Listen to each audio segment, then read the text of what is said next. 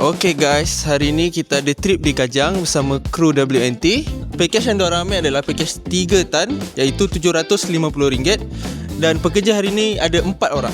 Okay guys, step yang pertama, kita orang akan masuk rumah and then tengok barang-barang apa yang perlu di-wrap, yang perlu dikemas dan perlu diangkat, bawa keluar. Okay, step yang kedua, after kita orang analyse semua barang yang perlu di-wrap, dan kami akan start proses wrapping tu lah.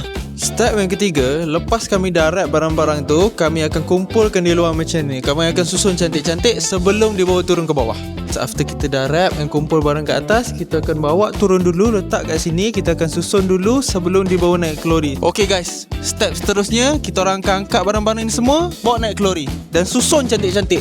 Kita dah sampai kat rumah baru customer. So barang-barang yang kita packing tadi semua akan bawa masuk dalam dan susun cantik-cantik. So jom kita tengok. Okay, step seterusnya, lepas diorang dah turunkan barang yang masukkan ke dalam rumah, diorang akan susun cantik-cantik, diorang akan unwrap balik, dan mana-mana yang klien minta untuk susun, diorang akan susun dan ikut. Okay guys, inilah resultnya guys. Daripada rumah tadi kita dah ambil barang-barang banyak tadi, wrap semua, datang sini, susun balik cantik-cantik macam ni. So untuk korang yang perlukan servis macam ni, korang tunggu apa lagi? Call WNT sekarang.